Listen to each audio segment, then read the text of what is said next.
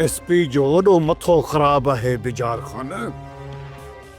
उन जड़ो कसां जी बादशाही खत्म करण जो कसम कयो है। की खबर पई अथव मूं ते ज़ोर रखियो अथसि सालिया वारनि खे जेके माण्हू धमकियूं ॾेई आया आहिनि उन्हनि खे पंहिंजो कर जॾहिं त मां उन्हनि मां कंहिंखे बि सुञाणा कोन थो।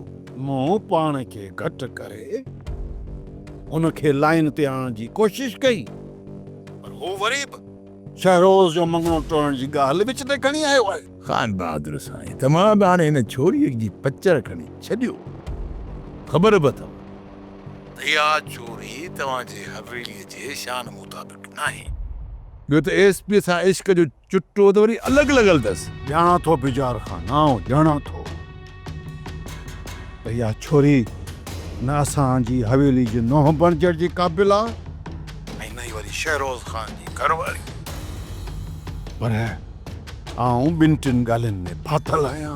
मूंखे ॿुधायो त उहे कहिड़ियूं ॿ टे ॻाल्हियूं आहिनि। जेकॾहिं न चांडोकीअ जो शहरोज़ खान सां मंगणो टुटो त सभ खां वॾी बदनामी इहा थींदी त एसपी शहरोज़ खान जी मंग खसण में कामयाब थी वियो। ऐं शहरोज़ खान जी हिन छोरी सां शादी थी न ख़बर आहे लोक छा चवंदो तव्हांखे। अॼुकल्ह हर कंहिंजे वात ते इहा भई आहे। बल्कि हर नंढे वॾे खे ख़बर आहे त हिन एसपी जो ॿियो घर शाह मुराद जो घर आहे। बिजार खान यार जेकॾहिं तो वटि न के कम जा माण्हू आहिनि त इहो एसपी त मूंखे साइड कराए ॾे।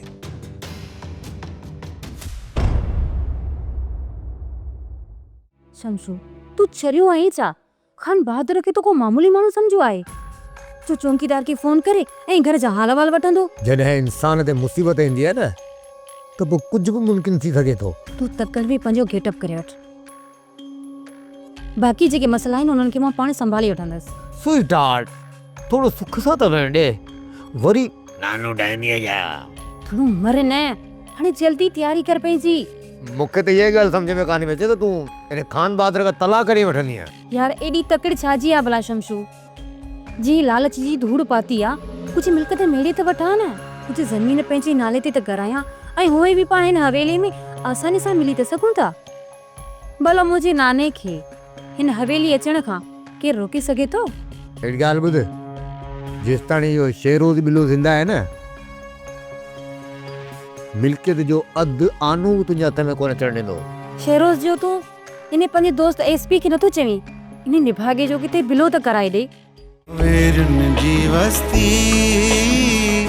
वेरुन जी वस्ती।